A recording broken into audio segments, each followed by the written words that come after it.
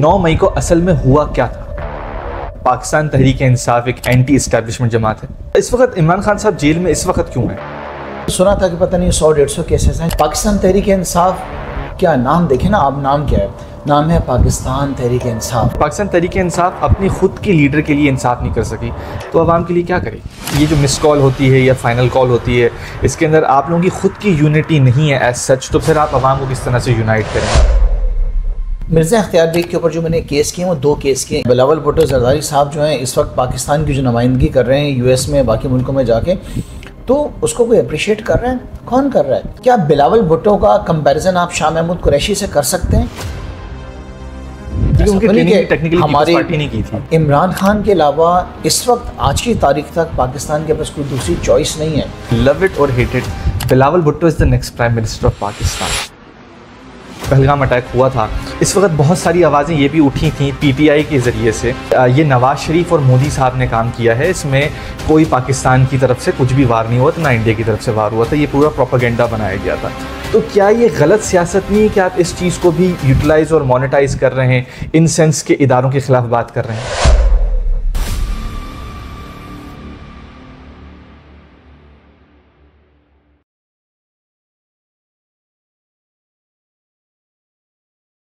नाजरीन, आज हम जा रहे हैं एक ऐसे शेर के पास जो कि नवाज शरीफ साहब की पार्टी के नहीं है, इमरान खान साहब की पार्टी के हैं, यानी कि खुर्रम शेर जमान साहब के पास। ये साबिका एमपीए रह चुके हैं 2 बार और पाकिस्तान तहरीक इंसाफ कराची के सदर भी रह चुके हैं। इस वक्त जो कोर कमेटी है पाकिस्तान तहरीक इंसाफ की, उसके ये मेंबर हैं और एक्टिवली कराची के लिए आवाज़ उठा रहे होते हैं। आज हम बात करेंगे कि इमरान खान साहब जो इस वक्त जेल में हैं वो कैसे हैं और वो गए क्यों। 9 मई को क्या वाकया हुआ था? इमरान खान साहब कराची में एक रात भी क्यों नहीं रुके? क्या कराची को वो डिसोन करते हैं, कराची को कुछ नहीं समझते हैं? क्योंकि कराची ने उनको सबसे ज़्यादा सीटें दी थी जिस वक्त वो प्राइम मिनिस्टर इलेक्ट हुए थे।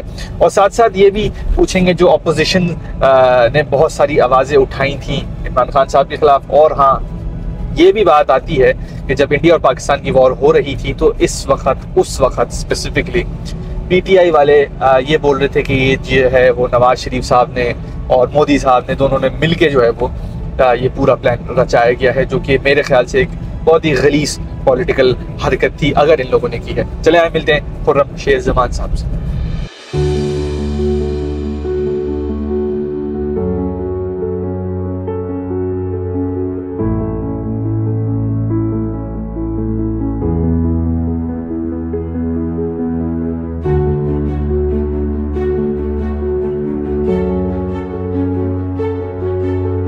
खुर्रम शेर जमान साहब, अस्सलाम वालेकुम, कैसे हैं आप? वालेकुम सलाम, अल्हम्दुलिल्लाह। खुर्रम साहब, माशाल्लाह से आप हर वक्त नज़र आ रहे होते थे जब आप पोजीशन के अंदर थे, और उसके फौरी बाद जब पोजीशन में नहीं थे तब भी आप जो है वो वोकल बहुत थे, और पोजीशन के अंदर थे जब तब भी वोकल थे। कोई दूसरे मामलात होते थे, जब भी कराची का कोई भी इशू आता था तो हमेशा आप नज़र आते थे। अच्छा, आजकल तो 9 मई के बारे में बात नहीं होती, लेकिन मैं बेस और फाउंडेशन बनाने के लिए ये बात दोबारा रिकॉल करना चाहता हूँ कि 9 मई को असल में हुआ क्या था। 9 मई को वही हुआ था जो टीवी पे नज़र आया, जो सबने देखा, पूरे पाकिस्तान ने देखा, और कोई ऐसी चीज़ नहीं है जो हम कहें कि कोई डिफरेंट चीज़ थी। लेकिन देखिए, बार बार एक सवाल होता है कि ये हुआ कैसे, वहाँ तक जो लोग गए वो पहुँचे कैसे, इंस्टिगेट करने वाले लोग कौन थे, करने वाले लोग कौन थे, कैमरे क्यों नहीं आज तक सामने आए और रुकावटें क्यों नहीं थी। आप तो जानते हैं कि तहरीक इंसाफ अगर एक छोटा सा एहतजाज भी करे तो उन्हें एक दिन पहले घरों से उठा लिया जाता है। सो ये तो सबको मालूम था कि क्या हो रहा है। सो डेफिनेटली हम जो डिमांड करते हैं आज भी हमारी यही डिमांड है कि हमें जो है वो कैमरे की फुटेज दी जाए, वो रिकॉर्डिंग्स दी जाएं, हमें ना दी जाएं, अदालतों में दी जाएं। ठीक है, जो लोग फेस कर रहे हैं केसेस वहाँ पे अदालतों में सामने लेकर आई जाएँ। तो वो डिमांड्स आज तक हमारी नहीं पूरी हुई, तो ज़ाहिर है कि उसके अंदर फिर एक तज़ाद आ जाता है कि हुकूमत का क्या कहना है और हमारा क्या कहना है। अगर हम गलत हैं तो ज़ाहिर है कि प्रूफ किया जा सकता है through video recording, through camera, जो कि आज तक पेश नहीं किया गया। ठीक है, तो यानी कि ये कहना गलत होगा कि पाकिस्तान तहरीक इंसाफ एक एंटी एस्टैब्लिशमेंट जमात है? नहीं, सवाल ही नहीं पैदा हो सकता। देखिए, पाकिस्तान तहरीक इंसाफ, क्या नाम देखें ना आप, नाम क्या है? नाम है पाकिस्तान तहरीक इंसाफ। सबसे पहले किसका नाम आ रहा है? पाकिस्तान का। तो पाकिस्तान है तो तहरीक इंसाफ है, पाकिस्तानियों की वजह से तहरीक इंसाफ है। इस्टेब्लिशमेंट, हमारी फ़ौज, ये हमारे इदारे, ये पाकिस्तान का हिस्सा हैं। अगर पाकिस्तान तहरीक इंसाफ अपने इदारों के ख़िलाफ़ अगर होगी, इस्टेब्लिशमेंट के ख़िलाफ़ होगी, तो मुल्क के ख़िलाफ़ होगी। तो ये कहना नामुनासिब है। ये वो लोग कहते हैं जो हमें इस्टेब्लिशमेंट से लड़ाना चाहते हैं, हमारे दरमियान आपस में डिफरेंसेस पैदा करना चाहते हैं, जो कि आज हुकूमत में बैठे हैं, क्योंकि वो जानते हैं कि जब तक हमारी वो लड़ाई करवाते रहेंगे, जब तक बीच में आपस में डिफरेंसेस पैदा करते रहेंगे, जब तक इनका सर्वाइवल है, because they are based on the basis of form 47, whereas हम जो हैं फॉर्म 45 वाले हैं। तो उनका जो गुजारा है और उनका जो फ्यूचर है वो डिपेंड ही इस बात पे करता है कि वो हमारी आपस में उनसे लड़ाई कराते रहो, आपस में डिफरेंसेस पैदा करते रहो, लेकिन हमारे दिल में ऐसी कोई बात है नहीं। ठीक है। अच्छा, इस वक्त इमरान खान साहब जेल में इस वक्त क्यों हैं? एज ऑफ राइट नाउ कौन से केसेस इस वक्त उन पे चल रहे हैं?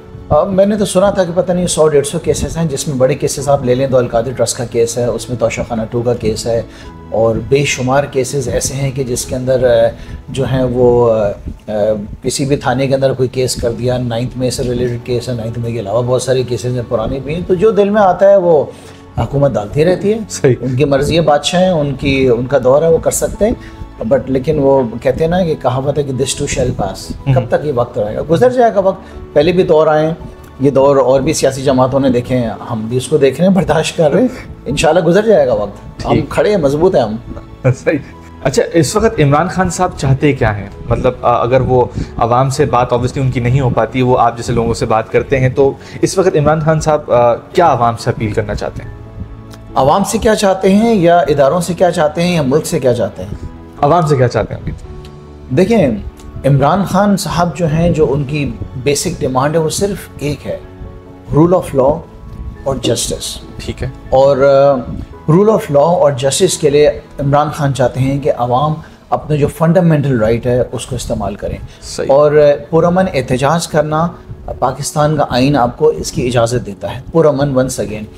और आप इस बात को बहुत अच्छी तरह जानते हैं कि तहरीक इंसाफ ने एक बहुत बड़ी स्ट्रगल है इमरान खान की, तहरीक इंसाफ की 23 साल की स्ट्रगल है। सो इस 23-24 साल की स्ट्रगल के अंदर आप बहुत अच्छी तरह जानते हैं कि बड़े बड़े धरने हुए, कभी गमला भी नहीं टूटा, कभी शीशा भी नहीं टूटा, और ये प्रूवन है, ऐसी कोई चीज़ नहीं है कि मैं कोई एग्जैजरेट कर रहा हूँ। सो ये हमारा फंडामेंटल राइट है, और इमरान खान साहब बार बार आवाम को ये बात बताते हैं, और ये बताते हैं कि अपने हक़ के लिए और अपने फंडामेंटल राइट के लिए आवाज़ उठाओ, उस आवाज़ को रेस करो, अवेयरनेस पैदा करो। जो वो काम करते थे आज वो हमें कहते हैं करने को। सो मैं समझता हूँ कि ये बिल्कुल सही स्टेप है, ये करना चाहिए, हमारा हक बनता है। जहाँ नाइंसाफ़ी हो रही है हमें उसके खिलाफ आवाज़ उठानी चाहिए। हमें जस्टिस नहीं मिल रहा है, देखें, justice delayed is justice denied, right. So आपको मैं एग्जांपल दे देता हूँ। आज हम बैठे हुए यहाँ पे, आज 12 तारीख है, 12 जून। कल 11 तारीख को जो था वो अलकादिर ट्रस्ट का केस लगा हुआ था, और जज साहब नहीं आए। अच्छा। जज साहब बादशाह आदमी है, जज साहब नहीं आए, वो हाजिर नहीं हुए। दुनिया का one of the most popular leader जो है वो जेल में है, और वो आपके इंतज़ार में रहे कि आप आएंगे और उस केस की हेयरिंग होगी, लेकिन आप नहीं आए। तो क्या इसका जवाब आपने अवाम को नहीं देना है, लेकिन अल्लाह की अदालत में तो आपने एक दिन देना है ना। तो हम अल्लाह की अदालत में आपका इंतज़ार करेंगे, और हम बिल्कुल जो है हमारी डिमांड्स ही हैं कि इंसाफ मिलना चाहिए है, और इंसाफ जल्द मिलना चाहिए है, और अगर किसी ने गलती की है तो ठीक है, फिर उसको उसकी सज़ा भी मिलनी चाहिए। ठीक है। अच्छा, इसमें ये वाली बात भी आती है कि ये जो मिस कॉल होती है या फाइनल कॉल होती है, इसके अंदर आप लोगों की खुद की यूनिटी नहीं है एज सच, तो फिर आप आवाम को किस तरह से यूनाइट करेंगे? इस पर आप लोगों का क्या टेक? ये एक परसेप्शन है, ये हकीकत नहीं है। यूनिटी कैसे नहीं होती है? जब एहतजाज की कॉल होती है तो पूरा पाकिस्तान बाहर निकलता है। लेकिन सबसे पहली जिम्मेदारी किसकी है? इमरान खान की कॉल पर निकलने की। वो हमारी जिम्मेदारी है as we being members of PTI, as we workers of PTI, और as we candidates of PTI जिन्होंने इलेक्शन लड़ा है। सबसे पहले हमारी जिम्मेदारी है, हम निकलते हैं, हमारे साथ आवाम भी निकलती है। और देखें, PTI, इस बात को आप समझें कि PTI कोई कराची बेस्ड सियासी जमात नहीं है। PTI कराची से शुरू होती है और वो कश्मीर पे जाके ख़त्म होती है, और ये मुल्क की बात कर रहा हूँ। उसके अलावा पाकिस्तान तहरीक इंसाफ दुनिया की वाहिद सियासी जमात है, दुनिया की मैं कह रहा हूँ वाहिद सियासी जमात जो एक से ज़्यादा मुल्कों में अपनी तंजीम रखती है। एक से ज़्यादा मुल्क में मौजूद है। कम से कम दुनिया में आज 18 से 20 मुल्कों के अंदर पाकिस्तान तहरीक इंसाफ की तंजीम मौजूद है, चाहे वो यूरोपियन कंट्रीज़ हों, चाहे वो US हो, चाहे वो UAE हो। ये बहुत बड़ी बात है, ये कोई छोटी बात नहीं है। सो तहरीक इंसाफ कोई मजाक नहीं है, ये एक हकीकत है, आप इसको तोड़ नहीं सकेंगे। मैं बड़ा यकीन से आपके साथ, आप मचोड़ तो लेंगे उसको, लेकिन आप उसको तोड़ नहीं सकेंगे। कुछ वक्त के लिए होगा। अब ये मैं आपसे कह सकता हूँ, it is like battle of nerves, battle of nerves and survival of the fittest. सही। अच्छा, लेकिन फिर ये वाली बात भी तो आती है कि पाकिस्तान तहरीक इंसाफ अपने खुद के लीडर के लिए इंसाफ नहीं कर सकी, तो आवाम के लिए क्या करेगी? फॉर एग्जाम्पल कि इस वक्त इमरान खान साहब जो है वो जेल के अंदर है और उनके जिस तरह से 100 से 150 केसेस हैं, तो उनको खुद इंसाफ नहीं मिल रहा, तो वो बाहर आएंगे तो फिर वो बाकी लोगों को इंसाफ देंगे, तो खुद पहले तो इंसाफ तो देखिए, स्ट्रगल है ना, ये एक स्ट्रगल है और प्रोसेस है। हाँ, प्रोसेस है। और पाकिस्तान में आपको पता है रूल ऑफ लॉ नहीं है, पाकिस्तान में जस्टिस नहीं है, और ये सारी लड़ाई इसी चीज़ की, इसके अलावा और किसी चीज़ की लड़ाई नहीं है। देखिए ना, इत्तेफाक है, सामने बुक पढ़ी है, पता नहीं कितने सालों पुरानी होगी, इसके ऊपर क्या लिखा, कम से कम 20 साल पुरानी होगी, 18 साल। इसमें लिखा है लेट देयर बी जस्टिस। तो मुल्क में इंसाफ होने दें, मुल्क का निज़ाम जो है वो खुद चलेगा। ठीक है। एक चर्चिल की भी कॉल थी, मुझे सब याद नहीं आ रहा कुछ, उनका जब वर्ल्ड वॉर 2 हो रही थी उस वक्त उन्होंने पूछा था और उनसे कहा गया था कि क्या हमारा सर्वाइवल होगा नहीं होगा, तो उन्होंने एक ही बात पूछी थी कि क्या मुल्क के अंदर जो है जस्टिस है नहीं है, निज़ाम जस्टिस का चल रहा नहीं चल रहा है, अदालतें इंसाफ दे रही नहीं दे रही हैं। अगर वो दे रही हैं तो मुल्क रहेगा और निज़ाम भी चलेगा। और मैं ये समझता हूँ, जो मैंने अपनी सियासत की कोई 15 साल के अंदर ये मैंने देखा है, मैंने यही सीखा है कि इमरान खान जो यहाँ पर हैं वो सिर्फ इस एक मकसद के लिए हैं कि मुल्क के अंदर इंसाफ का निज़ाम जो है वो कायम हो जाए। उसके बाद इमरान खान इस बात को बहुत अच्छी तरह समझते हैं कि अल्लाह ताला ने जो मुल्क हमें दिया है, ये मुल्क, इस मुल्क ने आगे बढ़ना ही बढ़ना है, इंशाल्लाह ताला ये बढ़ेगा और हम ज़रूर तरक्की करेंगे। ठीक है। अच्छा, इस पर ये भी बात आती है कि माशाल्लाह से पिछली दफ़ा जब इमरान खान साहब इलेक्ट हुए थे एज प्राइम मिनिस्टर, तो उस वक्त कराची से अच्छी खासी सीट्स आप लोगों को मिली थी, लेकिन खान साहब जो है वो एक रात भी कराची में नहीं रुके थे। ये दीगर जमातें, ऑब्वियसली अपोजिशन की उस वक्त की जो जमातें थी वो तनकीद भी करती थी, वो खुद हालांकि नहीं रहे हैं कराची के अंदर, कोई भी नहीं रहा है सिवाय पीपल्स पार्टी के। तो इस पर आप लोगों का क्या टेक है कि इमरान खान साहब कराची को सीरियस नहीं ले रहे थे पहले, या अब सीरियसली लेंगे? इस पर क्या आप लोगों का टेक है? फजूल बात है ना, लूजर्स हैं, जो लूजर्स होते हैं वो हमेशा इस तरह की छोटी छोटी बातें करते हैं, छोटी सोच होती है, छोटी ज़हनियत होती है। तो आप मुझे बताएं ना, आप इस बात को बहुत अच्छे तरीके से जानते हैं कि अभी 2024 में जो इलेक्शंस हुए हैं, पाकिस्तान तहरीक इंसाफ ने पूरे कराची में सिर्फ एक सीट लूज़ की है। अच्छा। मलीर की सिर्फ एक सीट नेशनल असेंबली की। ओके। बाकी पूरा कराची हम जीते हैं on the basis of form 45। ठीक है ना। तो अगर इमरान खान की कराची की खिदमत से अवाम कराची की मुतमईन नहीं होती तो क्या ये लोग वोट देते? कराची के लोग क्या आप पागल समझते हैं, बेवकूफ़ हैं? कराची पूरे पाकिस्तान का दिल है, ठीक है, और कराची जो है हर लिहाज से लीड करता है। कराची के लोग पढ़े लिखे लोग, समझदार लोग हैं। किसी किताब में नहीं लिखा है कि प्राइम मिनिस्टर ने आके किसी शहर में आके सोना है। सोने के लिए नहीं आया प्राइम मिनिस्टर, प्राइम मिनिस्टर जागने के लिए, काम करने के लिए, मेहनत करने के लिए आया है। कराची के लिए बेशुमार काम किए इमरान खान ने। आज देखिए ना, आज की तारीख में जब हम बैठे हैं इस वक्त कराची का राइट नाउ सबसे बड़े जो हैं आपके 2 सबसे बड़े इशूज़ क्या हैं? नंबर 1 इशू है कराची का, कराची में लोड शेडिंग चल रही है।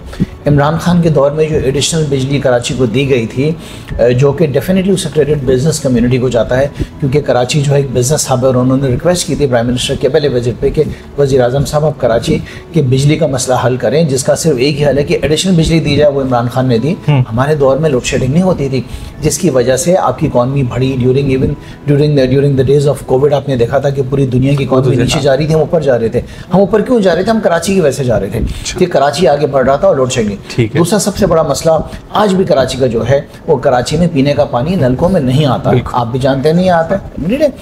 इमरान खान ने उस वक्त आके K4 के लिए पैसे रिलीज किए थे। इमरान खान ने इस प्रोजेक्ट को स्टार्ट किया था। ये नालायक आज तक मुकम्मल नहीं कर सके हैं। ठीक है, मुकम्मल नहीं कर सके हैं। बजट दे दिया गया था, हाँ, पता नहीं कहाँ गया वो, अल्लाह जाने। मैं जब असेंबली में था, आप जानते हैं 2013 से लेके 2023 तक मेरे कंसेक्यूटिव 2 टेन्योर्स थे as the member of provincial assembly, और मैंने बहुत उसमें आवाज़ अपनी जो है ना उठाई है उसके ऊपर। और हर बजट स्पीच में वज़ीर आला मुराद अली शाह साहब कहते थे कि कराची के जो पानी का मसला है मैं हल करूँगा, मैं कराची को पानी दूँगा। बिलावल कहता था मैं दूँगा। जरदारी साहब फरमाते हैं कि वो कराची को पेरिस बनाएंगे। MQM क्या कुछ करती रही है शहर के अंदर, अब अच्छी तरह जानते हैं। सो देखें, इमरान खान ने वाहिद शहर कराची है जिसको कहा है कि ये मेरा शहर है। अब कर लें गूगल, किसी से चेक कर लें, और किसी शहर को नहीं कहा, बोला ये शहर ही कराची मेरा है। उसकी वजह ये कि कराची के लोग इमरान खान कराची के दिलों पे राज करता है। सही, ठीक ठीक। तो ये कराची को उन्होंने डिसोन नहीं किया हुआ, उन्होंने अपना शहर माना हुआ। तो नहीं, देखिए जो चीज़ें लिखी हुई हैं, जो कुछ उन्होंने किया वो पता नहीं। देखिए यहाँ पे शहर में आग लग जाती थी। मैं आपको बताऊँ कि मैं एक दफ़ा एक फैक्ट्री में गया ड्यूरिंग माई पीरियड जिस समय मैं कराची का प्रेसिडेंट था PTI का। सो मैं एक फैक्ट्री में गया, आग लगी हुई थी, मतलब ऐसी आग थी कि आपके शोले निकल रहे थे। मैंने पूछा भाई फायर ब्रिगेड वाले से कब बुझेगी? बोला जब जल के राख हो जाएगी तो बुझ जाएगी। सो आई वॉज लाइक शॉक्ड। मैंने कहा क्या बोल रहे हो? कहता है ये जूते देख रहे हो, मैंने घर जिस जूते में आया हूँ मैं इसमें खड़ा हूँ, मेरे आँखों के ऊपर वो ग्लासेस नहीं जिससे पहन के मैं अंदर जा सकता हूँ, मेरे पास वो मटेरियल का कपड़ा नहीं है जिसके अंदर मैं हिम्मत कर सकूँ। बोला सामने मेरे जो है ना ये फायर ब्रिगेड खड़ी है, इसमें पानी नहीं है, टैंकर इसकी वो उस क्वालिटी का नहीं है कि मैं इसको बुझा सकूँ, मेरे पास पानी नहीं है। ये हालतें तो इमरान खान से हमने गुजारिश की, इमरान खान ने शहर को आग बुझाने की फायर ब्रिगेड्स दी। अच्छा, कितने सारे फायर जो हैं वो स्टेशंस बने पूरे शहर में, हर बिजनेस कम्युनिटी के जो अलग अलग एरियाज़ के अंदर थे, जैसे काटी हो गया, कुरंगी हो गया, अलग अलग साइड, सबको हमने जो है ना एक एक फायर ब्रिगेड गिफ्ट की कि अगर आपके इलाके में फैक्ट्री में लग जाती तो आपके पास ही, उन्होंने खुद अपना पैसा खर्च करके स्टेशन बनाए और गाड़ियाँ दी। आप याद करें PMLN की हुकूमत के अंदर शहर कराची के लिए जो है एक जो है ग्रीन लाइन बनाई गई थी, लेकिन वो उसका इंफ्रास्ट्रक्चर बना था वो मुकम्मल कभी नहीं हुई थी। असद उमर साहब को ये टारगेट दिया गया जिस वक्त के वो मिनिस्टर थे, उनको इमरान खान ने टारगेट दिया हमारे कहने के ऊपर कि हम कराची की तंजीम ने डिमांड्स की थी कराची के लिए, तो वो प्रायोरिटी बेसिस के ऊपर उसको कंप्लीट किया गया और आज आपकी वो जो है लाइन पूरी वो चल रही है। तो वो किसने किया था? इमरान खान ने किया था ना। ऐसे बेशुमार चीज़ें जो आपको बता सकता हूँ। हमारे दौर में जितने MNAs थे उनको बहुत बड़े बड़े फंड्स दिए गए थे, क्योंकि कराची की सड़कें आज चलने के काबिल हैं। वो हमारे दौर में मेजॉरिटी ऑफ द सड़कें उन पर काम हुआ था, क्योंकि जितने MNAs थे उस वक्त के उनके एरियाज़ में इतना ज़्यादा डेवलपमेंट का काम हुआ था। ये पीपल्स पार्टी ने तो पानी की लाइनें नहीं डाल सके थे, सीवेज के निज़ाम को नहीं ठीक कर सके थे। सो डेफिनेटली बाद में इन्होंने भी काम किया, मैं इस बात में इनकार नहीं करूँगा।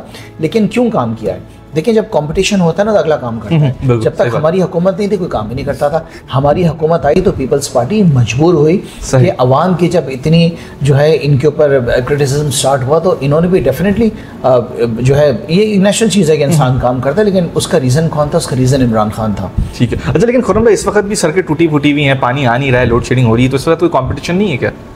कॉम्पिटिशन कहाँ है? देखिए आप इस बात को समझें कि अगर आपको वोट आवाम ने नहीं दिया है ना और आप चोर दरवाजे से आए, देन यू डोंट केयर। आपको गर्ज ही नहीं है इससे। आवाम रोए, आवाम के आंसू निकले, आवाम सड़े मरे, उनको क्या फ़र्क पड़ता है? बिकॉज वो जिस सिस्टम के थ्रू आए, जिस दरवाजे आए, उनको वापस आवाम के पास तो नहीं जाना ना। आवाम ने तो इमरान खान को वोट दिया है, इमरान खान जेल के अंदर है, हम फॉर्म 45 के MNA हैं और जो फॉर्म 47 वाले हैं वो मज़े कर रहे हैं। उनको कोई गर्ज ही नहीं है। मज़े क्यों कर रहे हैं? उनको काम करना नहीं है। उनके लिए तो विन विन सिचुएशन है, घर में बैठे में। आप मुझे बताएं ना कि मेरे सीट पे जो MNA बने हैं साहब, उनको कोई फ़र्क होगा इस इलाके का? उनको कोई गर्ज होगा? ज़ीरो, कुछ भी नहीं होगा, क्योंकि उनको पता है वोट लेकर ही नहीं आए। उनसे कोई पूछता बातें नहीं हो, कहते हैं आपने तो वोट ही नहीं दिया, मैं क्यों आऊँ? सही। लेकिन अभी इलेक्शन दोबारा आने वाले हैं, तो फिर इलेक्शन जब दोबारा आएंगे तो फिर प्रोडक्टिविटी ऑब्वियसली दिखानी पड़ेगी। उनके पास कोई पास रिकॉर्ड होगा नहीं। कुछ भी कर लें, आप कुछ भी कर लें, हाँ, अगर आपने इसी निज़ाम के ज़रिए वापस इलेक्शन कराने, आपकी मर्ज़ी है। वोट इमरान खान का है। ये मैं आपको बता दूँ, पिछली दफ़ा कराची में एक सीट लूज़ की थी हमने, मलिर वाली, जो थोड़ा सा जो है रूरल एरिया था। इस दफ़ा वो भी लेंगे इंशाल्लाह। इस दफ़ा सिंध भी जीतेंगे। आप फ्री एंड फेयर इलेक्शंस कराते हैं। मैं आपको बता दूँ कि सूबे सिंध के अंदर जो है वो हुकूमत इमरान खान की बनेगी, पीपल्स पार्टी की नहीं बन सकती है फ्री एंड फेयर के इलेक्शन के बेसिस पे। अब ये फ़ैसले इदारों ने करने हैं, ये फ़ैसले मुल्क के ये फ़ैसले रियासत ने करने हैं कि मुल्क को क्या देना है। मुल्क को रूल ऑफ लॉ देना नहीं देना है, जस्टिस देना नहीं देना है, मुल्क में फ्री एंड फेयर इलेक्शंस कराने नहीं कराने। अगर आगे बढ़ना है मुकाबला, अगर आपने, चले मैं ज़्यादा आगे की बात नहीं करता हूँ, इंडिया से मुकाबला आपने करना है, इकॉनमी को बेहतर करना है और अपने बच्चों को बाहर मुल्कों में धक्के खाने से रोकना है, तो इस मुल्क के अंदर उन लोगों को इक़्तिदार में लेकर आना पड़ेगा जिनको आवाम चाहती है, क्योंकि फिर आवाम ही जवाबदेह होगी ना। आवाम जाने, उनका काम जाने, आपको क्यों इतनी फ़िक्र करने की ज़रूरत है? बिल्कुल right? अच्छा, इंडिया की अगर बात हो ही रही तो फिर इस वक्त जो पहलगाम अटैक हुआ था, तो इस वक्त बहुत सारी आवाज़ें ये भी उठी थी पीटीआई के ज़रिए से कि ये नवाज शरीफ और मोदी साहब ने काम किया है, इसमें कोई पाकिस्तान की तरफ से कुछ भी वार नहीं हुआ था, ना इंडिया की तरफ से वार हुआ था, ये पूरा प्रोपेगेंडा बनाया गया था।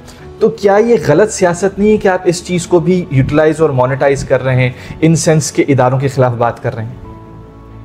नहीं, देखें ये कैसे पॉसिबल हो सकता है, मैं तो नहीं मानता इन बातों को, ना पीटीआई मानती है। देखें ये सोशल मीडिया वर्ल्ड जो है ना, ये बहुत बड़ी है, आप इसको ट्रेस नहीं कर सकते हैं कौन क्या कह रहा है। मैं इमरान खान की तस्वीर लगा दूँ और मैं किसी को भी गालियाँ देनी शुरू कर दूँ, देखिए अगर मेरी तरफ से कोई बात इदारों के ख़िलाफ़ या इस्टेब्लिशमेंट के ख़िलाफ़ एस खुर्रम शेर ज़मान आएगी तो पीटीआई ज़िम्मेदार है, बिकॉज मैं एक ऑफिस होल्डर हूँ, मैं एक पोजीशन रखता हूँ। कोई भी शख्स, ट्विटर का अकाउंट या फेसबुक अकाउंट, कोई भी टॉम डिक एंड हैरी अगर इस तरह कोई भी बात किसी के खिलाफ बोलते तो हम उसके रिस्पॉन्सिबल नहीं हैं। ये जो कुछ इंडिया में हुआ ये एक फॉल्स फ्लैग ऑपरेशन था which was carried out by Modi, जिसके बारे में हम बड़ा यकीन करते हैं क्योंकि इन्होंने ये काम पहले भी किया था। वो पाकिस्तान को शायद कुछ सबक सिखाना चाहते थे और किसी ख्यालों की दुनिया के अंदर थे कि जैसे कि पाकिस्तान की फ़ौज जो है वो किसी गहरी नींद में सो रही है, या वो समझ रहे थे कि पाकिस्तान जो है वो अफ़गानिस्तान है और ख़ुद को वो अमेरिका समझ रहे थे, तो उनको सबक सिखा दिया गया है, समझ उनको आ गई है।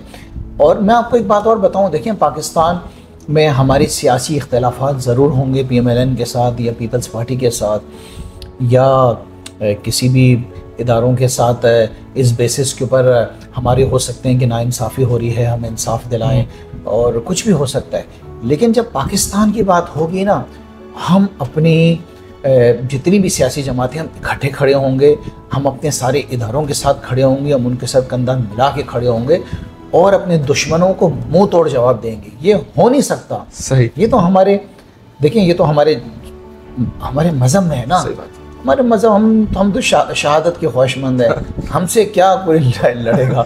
सो मेरे ख्याल से बड़ा मज़ा आया इस दौरान और मुझे बड़ा फ़ख्र है अपनी अफवाज के ऊपर, मुझे बड़ा फ़ख्र है अपनी एयरफोर्स के ऊपर, अपनी नेवी के ऊपर, जिस तरीके से मुकाबला किया। अल्हम्दुलिल्लाह ये आगे नहीं बढ़ा मामला, और बेसिक मकसद भी मेरे ख्याल से हमारा यही था, जो हमारे जो प्लानर्स हैं बेसिकली उनका प्लान ये था कि इनको बस इतना बता देंगे डोंट डेयर टू। ठीक है, यानी कि इट्स बियॉन्ड द पार्टी, माशाल्लाह पाकिस्तान के खिलाफ सवाल ही नहीं पैदा हो सकता। देखिए ये हमारी ट्रेनिंग नहीं है, मेरी ट्रेनिंग तो देखिए इमरान खान ने की है। सो जो मेरी ट्रेनिंग इमरान खान ने की है ना, मैं उस लाइन से ऊपर नीचे नहीं हो सकता हूँ। सही, आने वाली जो जनरेशन है, आने वाले जो लोग हैं, उनको मुझे नहीं पता क्या फिलहाल, क्योंकि इमरान खान नहीं, अल्लाह करे जल्दी वापस है, हमारी तो ट्रेनिंग उन्होंने की है ना, तो हमारी ट्रेनिंग जो है वो हमारी मुल्क की जो पटरी हमने उसके ऊपर चलना है। हम उसके खिलाफ, हमने अपने इदारों के खिलाफ, अपने मुल्क की सलामती के खिलाफ, अपनी फ़ौज के खिलाफ, ये पॉसिबल नहीं है, सोच भी नहीं सकते ये वाली चीज़। ठीक है, अच्छा, अल्ताफ़ हुसैन साहब ने कल एक वीडियो रिकॉर्ड की थी, उन्होंने बोला था कि इमरान खान साहब को बाहर निकाला जाए और जितने भी लीडर्स हैं, जितने भी पीटीआई के लीडर्स हैं, उन सब लोगों को बाहर निकाला जाए और एमक्यूएम के लोगों को भी बाहर निकाला जाए जो भी बंद हैं।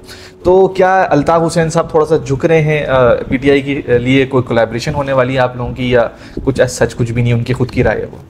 देखें बहुत फ़र्क है ना इस बात। आप इमरान खान का कंपैरिजन किसके साथ कर रहे हैं? कंपैरिजन तो खैर नहीं कर सकता, आपको नहीं, मैं कह रहा हूँ, उनसे कह रहा हूँ। ठीक है, आप किससे कर रहे हैं कि इमरान खान को निकाला जाए और बाकियों को भी निकाला जाए? देखें, अगर किसी ने कोई गलती की है, कोई अगर टेररिज्म के अंदर इन्वॉल्व है, कोई मुल्क के ख़िलाफ़, कोई रियासत के ख़िलाफ़ पास में जिस तरह मामलात शहर के अंदर रहे हैं, उन्होंने कुछ तरह का किरदार अदा किया है, तो फिर मैं आपसे कहता हूँ अदालतें हैं ना, अदालतों को फ़ैसला करने दें। जिन्होंने गलतियाँ की हैं वो उनको लेकर आएँ अदालतों के अंदर, वो फेस करें। फेस टू फेस ट्रायल्स होनी चाहिए, ओपन ट्रायल्स होनी चाहिए, अवाम देखें क्या हो रहा है। So let there be justice, ठीक, सबके लिए। सही है, ठीक है। अच्छा, ये भी ज़रा बता दें कि इस वक्त क्या उम्मीदें हैं कि इमरान खान साहब बाहर आएंगे कि नहीं आएंगे? क्योंकि कुछ लोग बोल रहे हैं कि मिशन इमरान खान हो रहा है, तनवीर अहमद साहब भी पाकिस्तान आए थे, वो भी अपनी हेल्प आउट करने की कोशिश कर रहे हैं, या कर रहे हैं नहीं कर रहे हैं, वो एक अलग डिबेट है। बाकी जितने भी आप लोग हैं माशाल्लाह से, जो CM KPK हैं, वो भी कोशिश कर रहे होते हैं, कराची में भी बहुत कोशिश हो रही होती हैं, बट ऑब्वियसली उसका कुछ रिजल्ट दिख नहीं रहा। तो क्या दिख रहा है? ज़िंदगी मौत तो अल्लाह के हाथ में, ठीक है। अल्लाह ताला इमरान खान को लंबी उम्र दें और उनको अच्छी सेहत दें। इमरान खान के अलावा इस वक्त आज की तारीख तक पाकिस्तान के पास कोई दूसरी चॉइस नहीं है। और देखें दुनिया में हर मुल्क के अंदर अपोजिशन होना बहुत ज़्यादा ज़रूरी है। हमारे सामने तो कोई अपोजिशन ही नहीं ना, अब हम मुकाबला किससे करें? ये जो मौजूदा सियासी जमातें हैं ये तो मिलकर भी मुकाबला नहीं कर सकती है ना।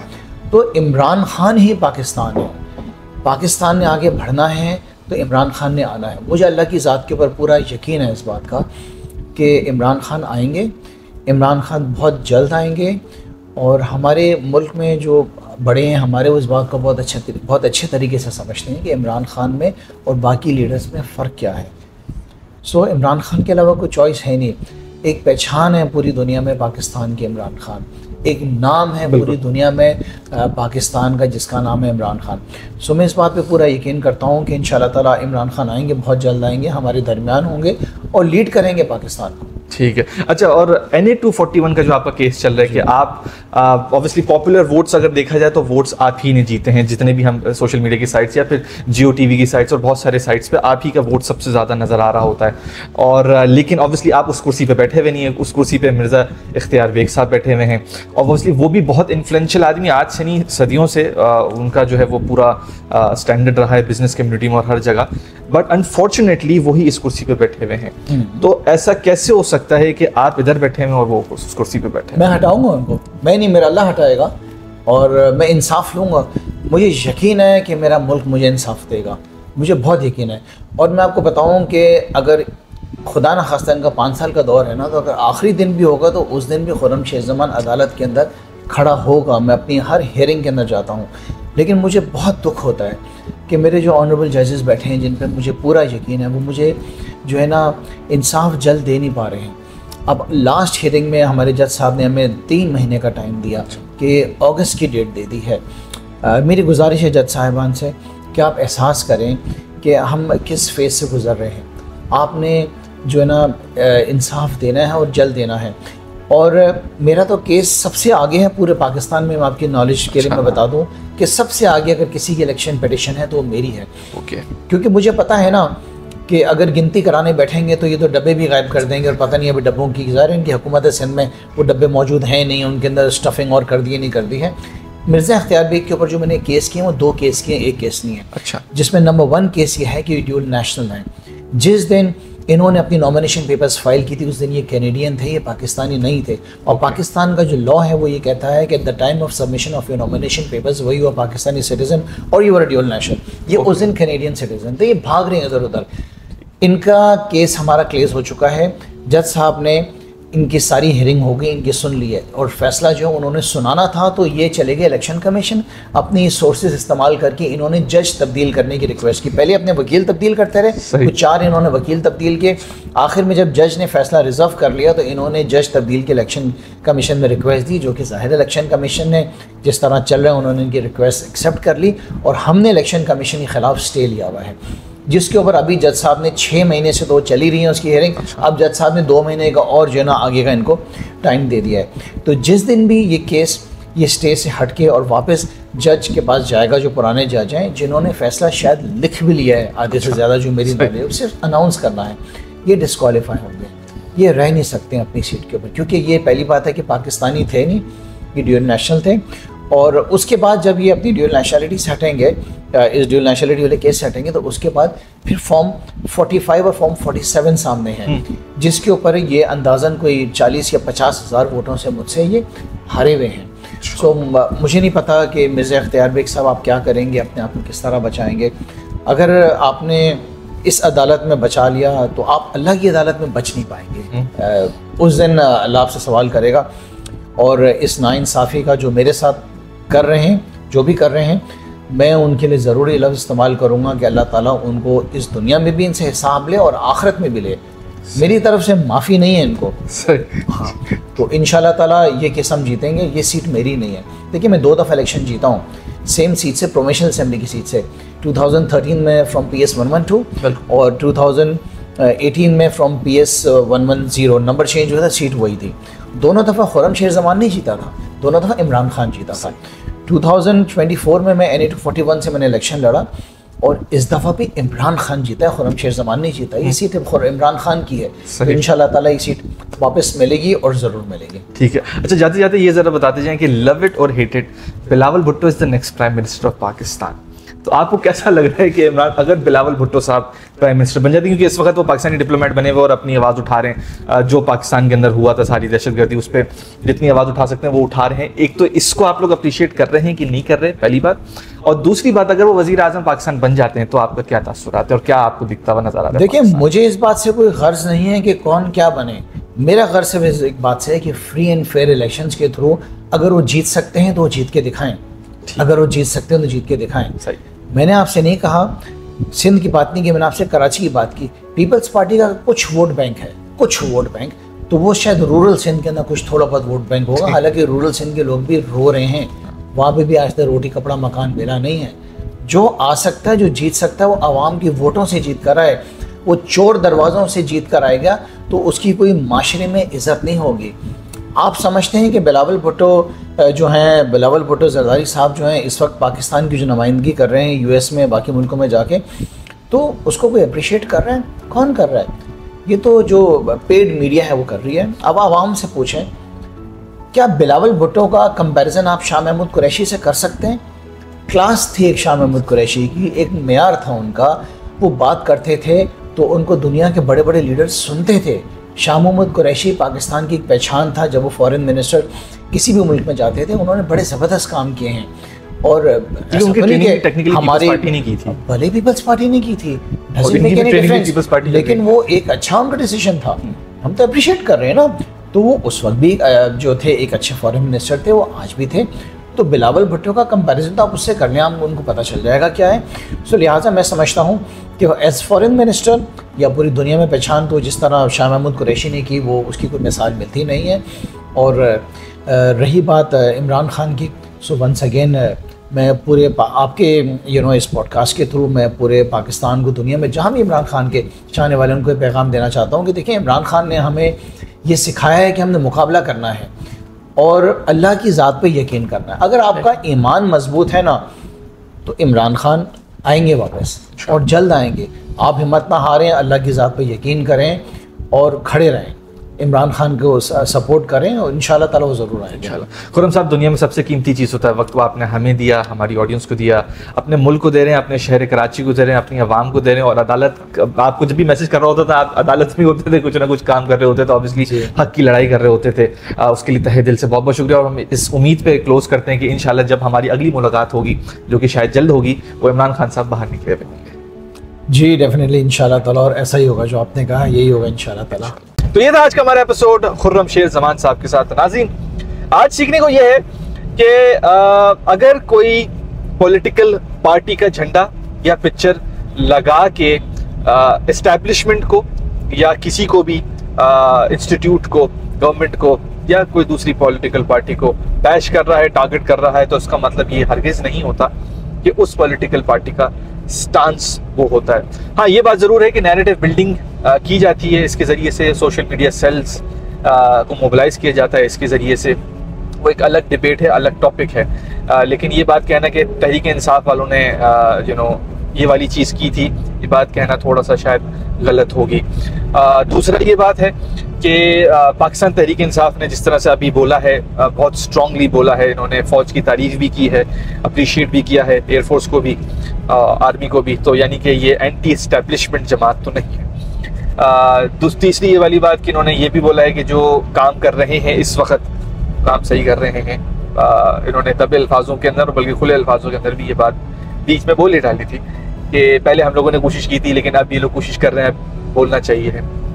इसके अलावा इमरान खान साहब ने जिस तरह से पहले बोला था कि कराची इनके दिल में है, तो अभी भी वही स्टांस ये लोग रखते हैं कि कराची इमरान खान साहब के दिल में है। पूरी उम्मीद है कि इमरान खान साहब बाहर आएंगे। किस चैनल के साथ आएंगे, कैसे आएंगे, ऑब्वियसली पीटीआई वालों को as of right now I don't think कि अभी तक वो अश्योरिटी है। दूसरी बात ये है कि अभी टनल वाला है तो थोड़ा सा डार्क हो जाएगा, लेकिन NA 241 में मिर्जा इख्तियार बेग साहब जो है वो सीट पे बैठे हुए हैं। वो जीते हो या ना जीते हो, सीट पे तो वही बैठे हैं। इस पे ये पटिशन भी फाइल की हुई है, इन्होंने केसेस भी कर रहे हैं। होपफुली जस्टिस विल सर्व, भले इख्तियार बेग साहब जीते हैं या भले खुर्रम शेर जमान साहब जीते हैं। एंड लास्टली वो ये कि हमें पार्टियों से बालातर होना चाहिए है, एक पाकिस्तानी समझ के, पाकिस्तानी बन के हमें काम करना चाहिए। इट डज नॉट मैटर कि आपका जो झंडा है वो पीटीआई का है या किसी और का है, आपको जो है वो पाकिस्तान के बारे में और पाकिस्तान के लिए बात करनी चाहिए। That should be the most जो है वो कोर तमाम चीज़ों को लेके। और आपने क्या क्या सीखा आपने मुझे कमेंट सेक्शन के अंदर बताना। इसी के साथ मिलते हैं अगले यूट्यूब और टिकटॉक की वीडियो में, फेसबुक और इंस्टाग्राम की पोस्ट में, ट्विटर यानी एक्स की ट्वीट्स, पिंटरेस्ट की पिन्स, लिंक्डइन की एक्टिविटीज़ और व्हाट्सएप की अपडेट्स में। इसी के साथ हसन अंसारी साइनिंग ऑफ।